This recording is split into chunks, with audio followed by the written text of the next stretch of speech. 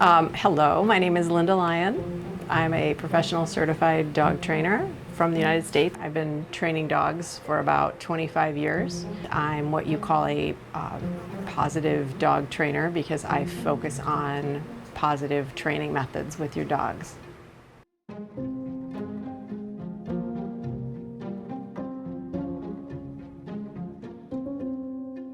What I wanted to talk with you about is three really important aspects for puppies ages from about anywhere from 6 weeks to 16 weeks.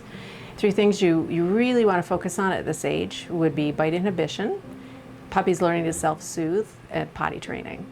I'll focus on bite inhibition. We'll talk about that one first. So bite inhibition is when you want to teach puppies to not bite at your hands, bite at your feet, pull on their leash with their teeth.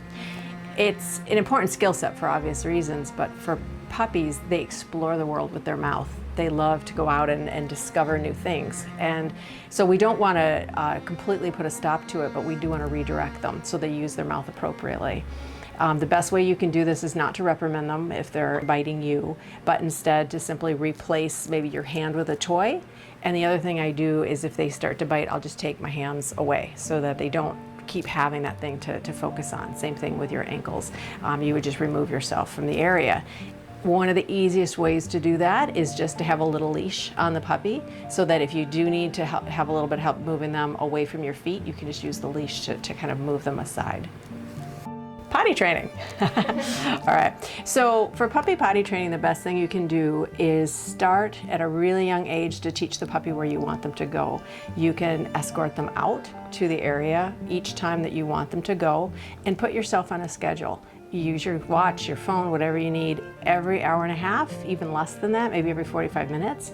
Just escort them out to that area and let them walk out to that area and let them go potty and bring them back in. Especially with small dogs and young puppies, it's fun to carry them where you want them to go, but muscle memory is actually a part of potty training. So them walking to the area to relieve themselves is a pretty important aspect of that.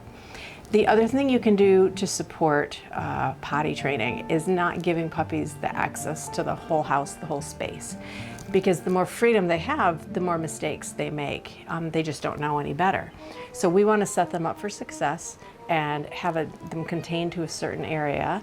And then once they start to show that they understand the concept of going outside to go to the bathroom, then you can start making that area a little bit bigger, a little bit bigger, a little bit bigger at a pace that they can handle. But take your time with potty training, and consistencies and schedules are super duper important. Teaching your puppy to self-soothe, what that means is you're teaching the puppy to be able to relax on their own, to take a deep breath and just relax without you needing to constantly be present with them in the room or even in the house. This is super duper important so that you don't have a pup that has separation anxiety later on in life where they can't be left alone. So one of the things we want to do as part of teaching them to self-soothe is invest in a crate that's size appropriate for your puppy.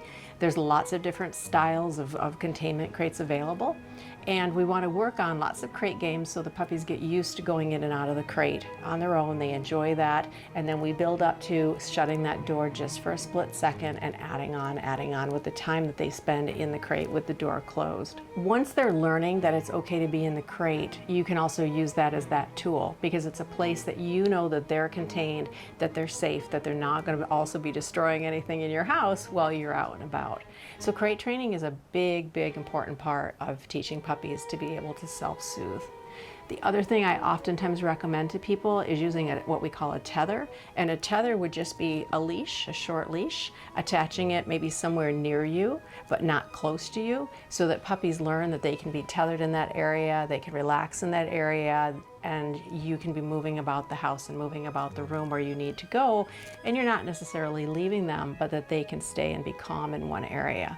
That's a great, great technique, especially if you have multiple dogs and maybe you have an older dog that isn't super appreciative of having a baby young puppy in the house. That's a great way of just containing that young puppy to give your older dog a chance to have its own space and get used to that puppy slowly.